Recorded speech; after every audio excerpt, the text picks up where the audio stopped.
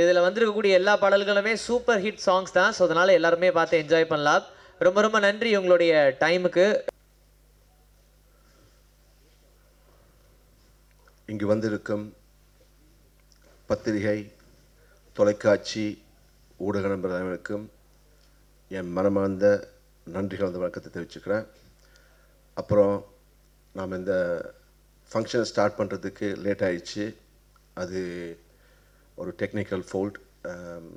ட்ரெய்லரில் வந்து ஆர்ஆர் வந்து கரெக்டாக செட் ஆகலை. ஸோ மார்னிங் தான் வந்து அதை ரெடி பண்ணி மறுபடியும் கொஞ்சம் போட்டோம். தாமதமாக ஆரம்பித்தோம். அப்படி இருந்தும் எங்களுக்கு எக்ஸ்ட்ரா டைம் கொடுத்த கமலா சினிமாஸோட மேனேஜர் கோபி கிருஷ்ணன் அவர்களுக்கு என் மனமார்ந்த நன்றிகள். நேர காலத்தால் வந்து சீக்கிரமாக முடிச்சிடறோம். இந்த படம் மாமரத்தை பற்றி சொல்கிறதுக்கு முன்னாடி ஜெய் விஜயம் மூவி ஆக்சுவலி நாங்கள் எடுத்ததே ஏக்யூ மூவிஸ் ஆப்பை லான்ச் பண்ணும்போது ஒரு ஸ்மால் பட்ஜெட்டில் நெட்ஃப்ளிக்ஸ் எல்லாமே பார்த்திங்கன்னா ஆரம்பத்தில் கண்டென்ட் சப்ஜெக்ட் வந்து நல்லா ஸ்ட்ராங்காக வச்சுக்கிட்டு ஒரு லோ பட்ஜெட்டில் நியூ கமர்ஸை வச்சு தான் அவங்க ஆரம்பித்தாங்க. நெட்ஃப்ளிக்ஸ் இவ்வளோ பெரிய ரேஞ்சுக்கு வந்துச்சுன்னா ஸ்டார்டிங் வந்து நல்ல கண்டென்ட் உள்ள சப்ஜெக்ட்ஸை வந்து அவங்க படம் வாங்கிக்கிறாங்க. ஸோ அதை மைண்டில் வச்சுக்கிட்டு ஒன்லி என்ன தவிர மற்ற எல்லாருமே நியூ ஃபேஸை வச்சு ஆரம்பித்த ஜெய் விஜயம் ஏக்யூ மூவிஸ் ஆப்புக்கு நல்ல வியூஸ், ரிலீஸ் ஆன 3 டேஸ்லேயே 3 lakhs வியூஸ், இப்போ 5 lakhs வியூஸை தாண்டிடுச்சு. ரொம்ப சந்தோஷமாக இருக்காங்க ஏக்யூ மூவிஸ் ஆப்போட இன்வெஸ்டர்ஸ் எல்லாருமே. ரொம்ப சந்தோஷமாக இருந்துச்சு.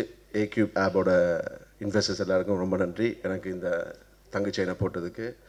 தேங்க்ஸ் கலைமணி அம்மா, ஜெய் ஆகாஷ் ட்ரஸ்டோட president and one of the investors in AQ movies app. இதே எனக்கு பெரிய ஊக்கத்தை கொடுத்துருக்கு. அடுத்ததாக இப்போ மாமரம் படம் கூட ஏக்யூ மூவிஸ் ஆப் தான் வேர்ல்டு வைட் ரிலீஸ் பண்ண போகிறாங்க. பட் டெஃபினட்டாக வந்து தியேட்டர்ஸில் இப்போ ஜெய் விஜயம் படம் கூட நாங்கள் தியேட்டர்ஸ் தான் ரிலீஸ் பண்ணோம்.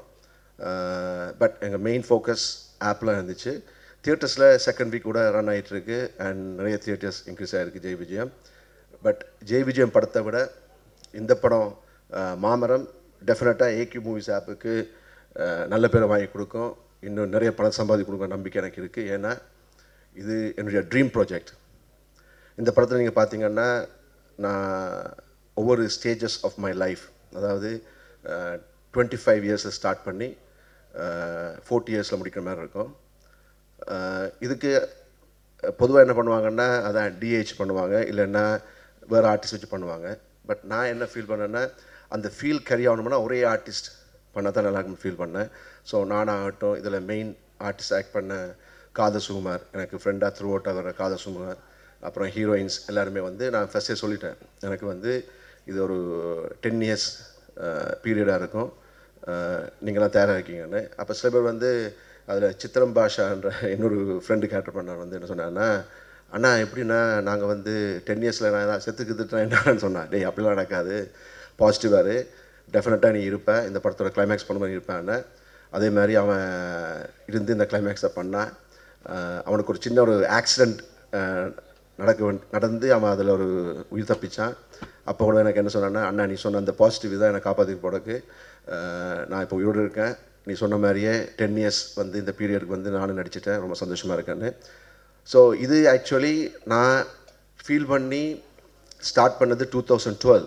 ஸோ 2012 வந்து என்னுடைய அந்த 25 years போர்ஷனை வந்து ஷூட் பண்ணோம். அதுக்கப்புறம் சடனாக பார்த்தா 2014 ஒரு அமெரிக்கன் ஃபில்ம் பாய்ஹுட் என்ற ஒரு அமெரிக்கன் ஃபில்ம் வந்து இதே கான்செப்டில் பண்ணியிருந்தாங்க. அவங்க வந்து 12 years பீரியட், ஹீரோவோட 12 years பீரியடை வந்து வச்சு பண்ணாங்க. அந்த படம் வந்து ஆஸ்கார் அவார்ட் கூட வின் பண்ணிச்சு பாய்ஹுட் மூவி.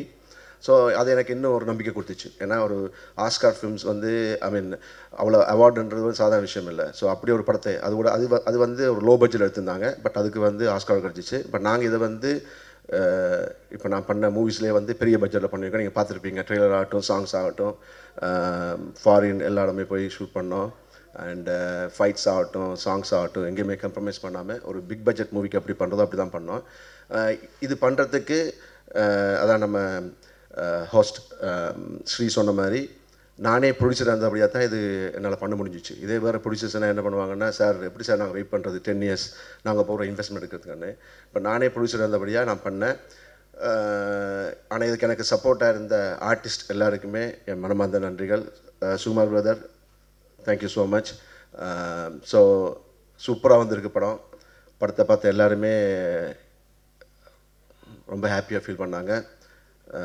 என் மனசுக்கும் வந்து ரொம்ப சந்தோஷமாக இருக்குது. ஏன்னா தமிழில் வந்து நான் எதிர்பார்க்குற ஒரு திருப்புமுனையை வந்து இந்த படம் கொடுக்கும். ஏன்னா இதில் வந்து அந்த ரியல் ஃபீலை பார்க்கலாம், ஒரே ஆர்டிஸ்டோட ரியல் ஃபீலை பார்க்கலாம். அப்புறம் இந்த கதை பற்றி சொல்லணுன்னா, ஆக்சுவலி எல்லா டைரக்டர்ஸுக்குமே, பொதுவாக எல்லா டைரக்டர்ஸுக்குமே அவங்க பண்ணுற ஃபர்ஸ்ட் ஃபில்மோட கதை வந்து அவங்க ரியல் லைஃப்பில் நடந்த ஒரு இன்சிடெண்ட் ஆகட்டும், அந்த அந்த எக்ஸ்ப்ரெஷன், அந்த இம்ப்ரெஷன் வச்சு தான் பண்ணுவாங்க. இது எனக்கு கூட அதே மாதிரி தான். இந்த படத்தோட கதை பார்த்திங்கன்னா என்னுடைய ரியல் லவ் ஸ்டோரி. அந்த ரியல் லவ் ஸ்டோரியை வந்து நான் ஒரு 20% சினிமாவுக்காக வந்து சேஞ்ச் பண்ணியிருக்கேன். அது கூட எப்படின்னா, பிதாமகன் படம் பார்த்ததுக்கப்புறம் எனக்கு அதில் விக்ரம் சார் பண்ணியிருந்த அந்த ரோல் ரொம்ப பிடிச்சிருந்துச்சு.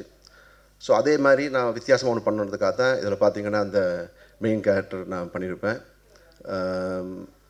இந்த கதையில் என்னுடைய ரியல் லவ் ஸ்டோரியில் வந்து என்னை வந்து லவ் பண்ண பொண்ணு என்னை ஏமாற்றிட்டு பணத்துக்காக வந்து ஒருத்தரை கல்யாணம் பண்ணிடுச்சு.